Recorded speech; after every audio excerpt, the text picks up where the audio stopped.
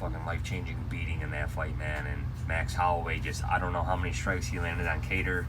Probably pull it up, but I mean, it was unbelievable performance, man. But that performance made me want to see Holloway fight for the belt again, and I believe he'll be doing that in short order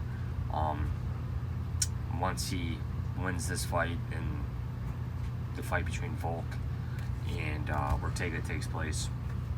So diving into Holloway, 29 years old. Guy feels like he's been around forever, man. He's been in the UFC since 2012. 69-inch reach, 5'11". And man, this guy, man, I don't know. I mean, the only two blemishes on this guy's record is really the two Volk losses, and the second one was close. Beat Cater. I don't know how Cater survived the decision, man. His corner should have threw the towel in. I don't even want to rewatch that fight because it was so brutal, man. Beat Edgar, lost to Poirier when he stepped up the lightweight. Absolutely destroyed Brian Ortega, man. Beat Aldo twice. And this guy's beat a who's who, man. Like I said, he's been in the UFC since 2012, man.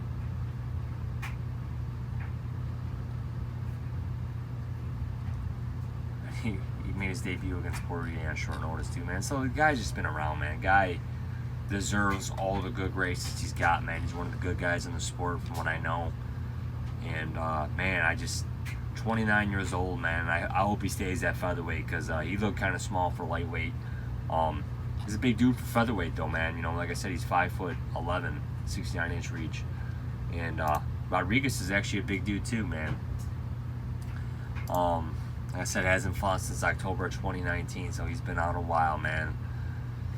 It'll be 2 years, man, and that's a lot, especially in these later. He's 28 years old, so he's still a young guy himself. 71-inch reach, 5'11".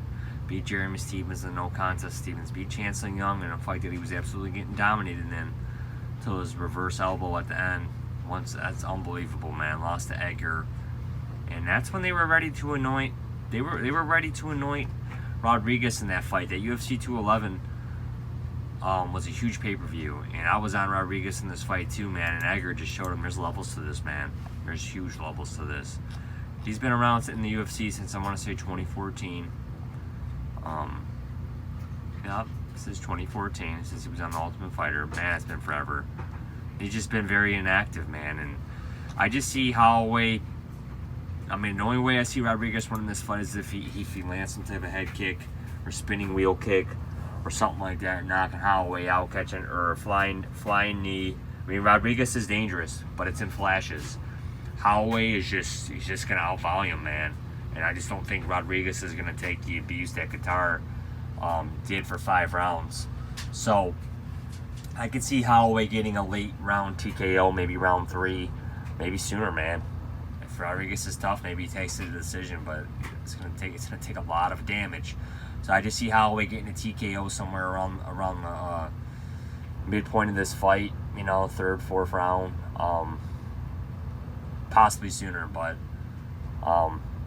the betting lines for this fight last time, when it was supposed to take place in July, it was Holloway minus 400, Rodriguez plus 300 or plus 3 something. So I think the lines are going to be like this when it reopens, man. And I just see Holloway winning by decision. No value on Holloway in this fight, but I don't see the value on Rodriguez either because I see Holloway picking up a clear win here. So my pick's going to be Holloway, guys. At the betting window, it's going to be a complete pass.